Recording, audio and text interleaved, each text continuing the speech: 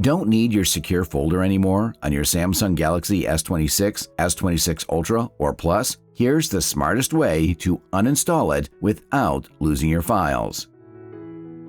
Here's the first thing you need to know. You can't delete or uninstall the secure folder directly from the home screen or app icon. It works a little differently. So first, you have to go through Settings, then go to Security and Privacy. Scroll down a bit and tap More Security Settings.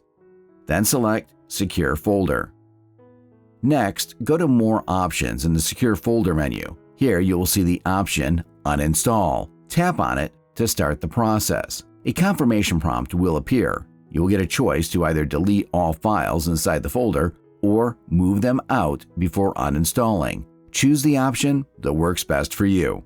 Finally, tap Uninstall to delete the secure folder from your device. And that's it. Your secure folder is gone. Hope this guide helped. Thanks for your time.